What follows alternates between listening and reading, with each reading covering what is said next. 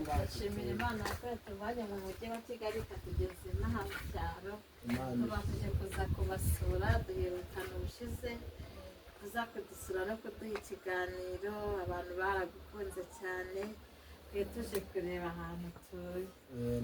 Turanezerewe kuba duhuye namwe, reka tubasuhuze, muraho neza. Imana ibamugisha kuba namwe muhageze. Mwasashiye ahimbazwe cyane.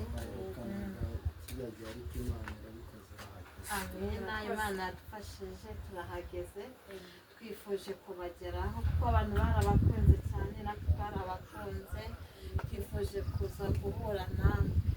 Tunejejwe n'Imana mu mitima yacu gukora amahoro, kandi ko yabarinze natwe ikaturinda, turabona ibintu byiza, tuzagaruka kubasura, ariko ntabwo twagenda tudashimira Imana yuko dusanze yarabarinze.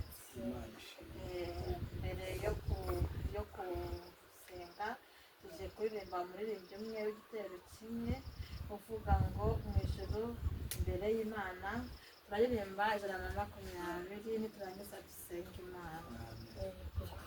Mu ijuru imbere y'Imana mfite umuntu mvugira, n'umukuru w'abatambyi, kandi yitwa Rukundo. Mpamya yuko izina ryawe riri ku mutima we,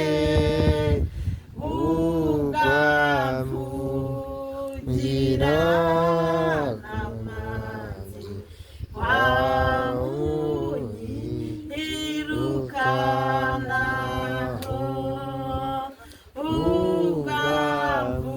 ugamvugira n'amazi wawunyirukanaho.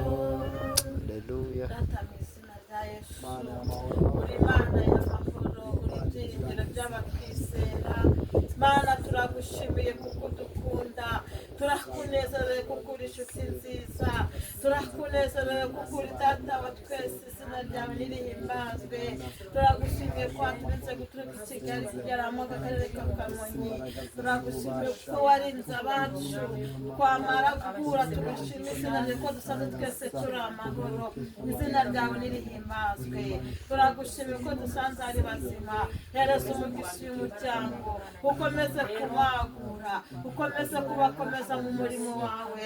Dusabye umugisha aha hantu, kandi umuntu wese ajya abasha kubika urukundo muri we, abashe gusurana, abashe kugera ku barwayi, abashe gufasha abatishoboye. Ijambo riratubwira ngo ibintu byose bizarangira, ariko urukundo ruzagumaho. Wohereze umugisha uyu muryango, kandi ukomeze kuturinda no kuturengera, mu izina rya Yesu wabambwe rimwe gusa. Amen. Imana ibamugisha, kandi natwe turabakiriye. Mwagize igitekerezo cyiza, twaherukaga tuganira ku magambo y'Imana, ukaba wagize umuhate. Imana izakomeze igushyigikire, kandi ujye ukomeza ugire urukundo, urangwe n'ishyaka ryo gukurikirana aho umuntu yamenya iby'Imana aho aherereye. Rero turakwakiriye, uyu ni umwana wanjye ureba neruye, uyu ni umudamu wanjye Imana yamaye. Ubwo turabakiriye muri kaze, aha niho tuba tubashije kuba Imana igira kuntu ibigenza, igakomeza ikabana natwe, nta kibazo. Amahoro y'Imana mugire ikaze. Reka twakire uyu mumama tubwire ikintu Imana yaba yaragukoreye rwose kikakunezeza, ni ikihe mu gihe cyawe cyo wabayeho, ikintu Imana yagukoreye kikakunezeza uyishimire, nyine ubwire n'abandi bamama bari bugukurikirane. Rero ndashima Imana yuko yampaye agakiza ku buntu. Ndashima Imana yuko rero yangiriye neza ikaza kumpa umwana mu bihe byari bikomeye. Ndayishimye. Ndashima Imana rero yuko yampaye umugabo ukijijwe kandi ikamwambika imbaraga, akaba umuvugabutumwa ukomeye. Ndashima Imana rero yuko iri kujya inzamura ikampa agakiza gafatitse. Ndayishima, yangiriye neza. Imana ihabwa icyubahiro, ibyumve ko yishimye.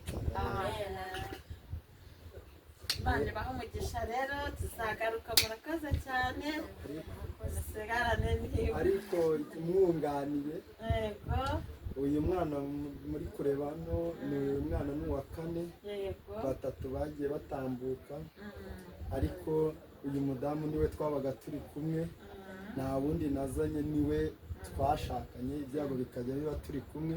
Tuza kujya inama yo gusenga, Imana iduha umwana biturutse mu gusenga, bitumya tugira imbaraga n'umuhate wo kumenya y'iki Imana yaba yaratuvuzeho. Rero Imana ishimwe kuba uyu mudamu ataranaye mu byago, kuba nanjye naragize umuhate wo kumuta, ahubwo nkagira umuhate wo gukomezanya. Nshaka kubwira buri wese kuko n'utaragira umwana yakomeza kubana n'uwo bashakanye, ibyago bakabisangira, kuko igihe kiragera Imana ikabahoza amarira nk'uko natwe yaduhojeje bareba uyu mwana imbere yacu. Imana ishimwe. Imana iguhe umugisha mwinshi, turafashijwe cyane kandi no kuri tuzagaruka mufite ubuhamya bwiza. Imana ibahe umugisha, turabakunda cyane. Amen. Nawe uraje